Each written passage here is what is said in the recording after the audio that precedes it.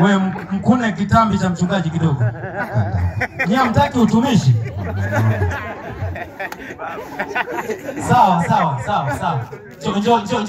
Njoni kwanza. Njoni mjitambulishe watu wajue. Aha. Wewe baba Jeni huko njoo. Wewe baba Jeni. Wewe unaitwa nani? Wewe kwanza. Hizo hinyo mwayo. Sio mama yo. Ongea Kiswahili.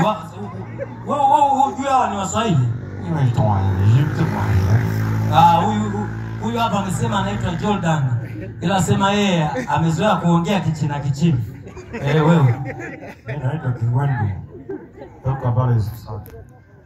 Wewe. Huyu atakuwa Mwafilombe. Wewe unaitwa nani? Kwa jina la Yesu unalijua. Hamna tukujue. Naitwa kijana ambaye nipo imara katika jina lako sio ndio jina hilo nalotumia mtaani. Wewe mbona kama mheshimu mchungaji? Kwa jina naitwa Mwafilombe. Mwafilombe. Haya. Ondokeni kwanza, mimi siwataki. Toka. Wewe mlete hiyo mic kwanza. Na shida nayo kwa kijana. Wewe ni mchungaji kweli? Mbona unasema toka? Toka. Sasa huyu kijana wangu huyu nimekuwa nikimshuhudia sana habari za Yesu, kwamba imempasa kabisa ampokee Yesu. Wewe kijana, hata leo nimeamua nikushuhudie kabisa kwamba Yesu anaokoa. Umeelewa? Yesu aokoa, anaokoa wapi na wapi? Yesu anaokoa kijana. Mungu aliyoniachia. Umesemaje? Madawa zangu aliyoniachia. Alikuachia nani? Bibi. Alikuachia bibi yako madawa? Yalete hapa kwa Yesu sasa. Hapana, sitaki. Hayo madawa mbele ya jina la Yesu si chochote. Hapana, sitaki kwa Yesu kwenda kufanya.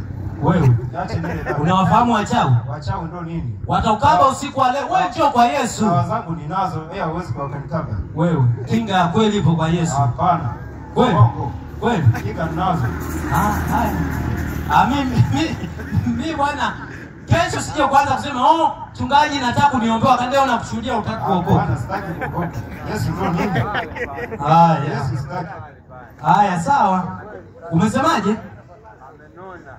Umesema utaki kufanyaje? Kuokoka. Kuokoka. Jana okoka wewe. Okoka wewe. Kwanza ninavyoangalia. Haya okoka wewe. Kalale. Kale jamaa kamegoma kuokoka. Sasa tunakapelekea moto. Utajionea kesho.